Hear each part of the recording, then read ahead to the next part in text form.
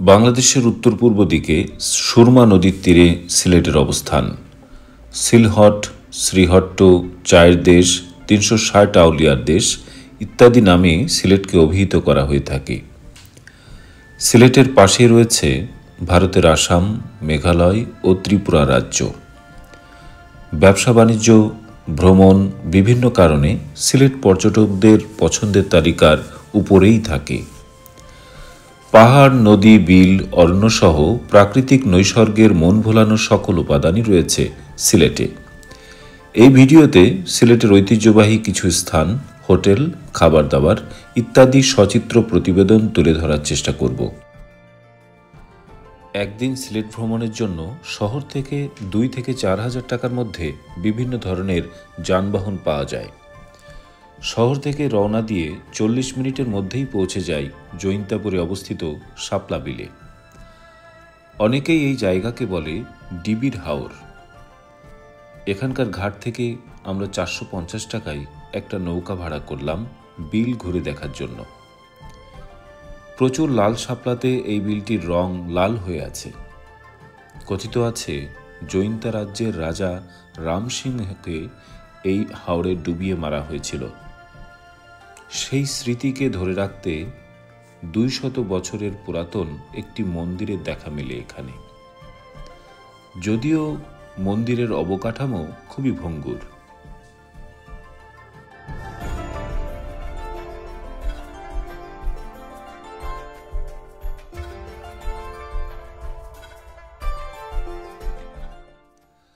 শাপলা বিল থেকে জাফলং যেতে সময় লাগে প্রায় ৪০ মিনিট।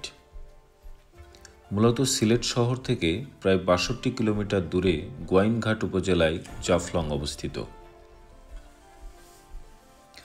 ইন্ডিয়ার ডাউকি অঞ্চলের পাহাড় থেকে ডাউকি নদী এই জাফলং দিয়ে বাংলাদেশে প্রবেশ করেছে। মূলত পিয়াইন নদীর অববাহিকায় জাফলং অবস্থিত। এখানে দর্শনার্থীরা খাসিয়াদের আবাসস্থল, ঝুলন্ত ব্রিজ, লেবু বন ইত্যাদি জায়গা দেখে থাকেন। বাংলাদেশে ৪ ধরনের কঠিন শিলা পাওয়া যায়। তন্মধ্যে জাফলংয়ে পাওয়া যায় কঠিন শিলার নুড়ি।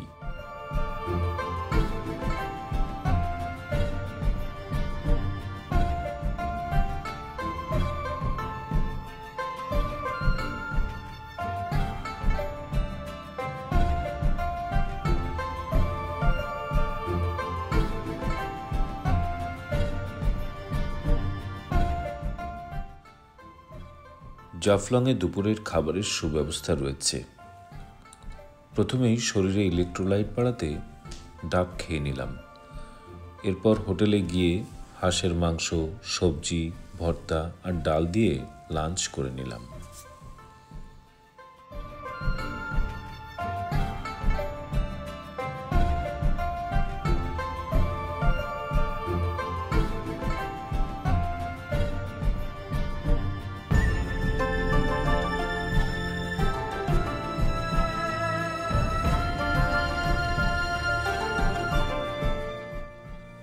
দুপুরের লাঞ্চ শেষে আমরা রওনা হলাম লালাখালের পথে।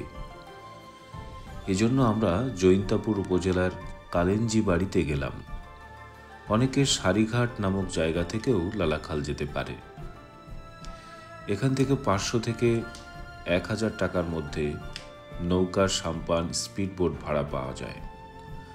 আমরা ৫০০ টাকায় একটা নৌকা ভাড়া করে রওনা হলাম। লালাখাল তামাবিল সড়কের কাছে সরি নদীর একটি প্রশস্ত চ্যানেল। নদীটি খুব গভীর না হলেও সিলেটের বালির অন্যতম উৎস। নদীর প্রধান আকর্ষণ হল জলের বিভিন্ন রং, যা বিভিন্ন পয়েন্টে পরিষ্কার হতে সবুজ থেকে ফিরোজা বিভিন্ন রঙে পরিবর্তিত হয়।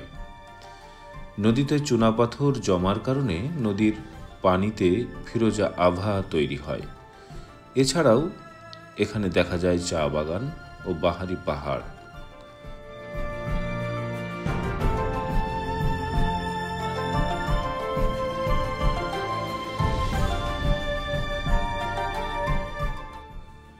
এরপর গেলাম আগুন পাহাড়ে।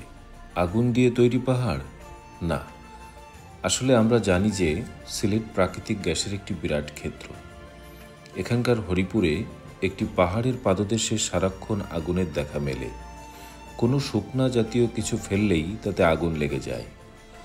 খুবই দর্শনীয়, কৌতূহলী এই পাহাড় সকলকে অবাক করে দেবে।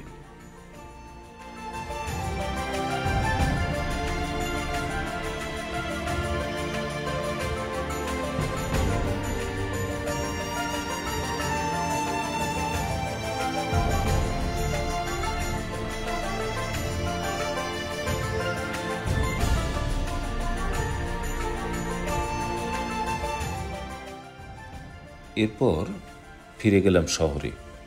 দর্শন করলাম হজরত শাহ পরান রহমতুল্লাহি আর হজরত শাহ জালাল রহমতুল্লাহি এর মাজার।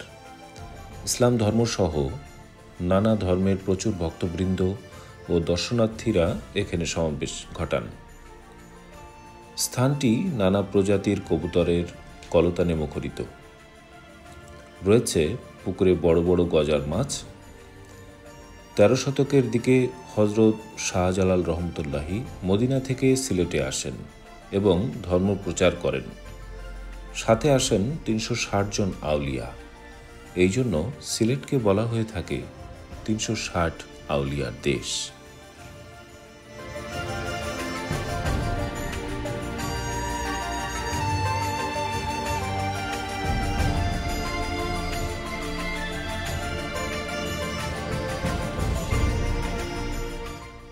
দিন শেষে রাতের খাবারের পালা।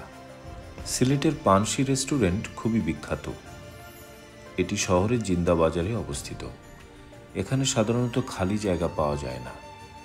কিছুক্ষণ অপেক্ষার পর একটি খালি টেবিল পেলাম।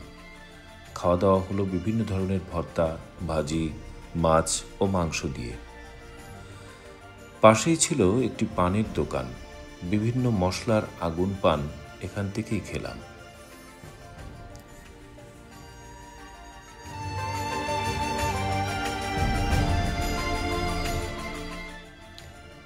সারাদিনের ভ্রমণ ও খাওয়া দাওয়া শেষে রাতে থাকার জন্য আমরা বেছে নিলাম নূরজাহান হোটেল। এটি দরগা রোডে অবস্থিত। রুম ডেকোরেশন মোটামুটি ভালো। 15 তলা বিশিষ্ট হোটেলের রুফটপ রেস্টুরেন্ট ও সুইমিং পুলটি খুবই চমৎকার। চাইলে এখানে বসে এক ঝটকায় দেখে নিতে পারেন পুরো শহরটিকে। সকালে কমপ্লিমেন্টারি ব্রেকফাস্টে আছে নানা পদের খাবার।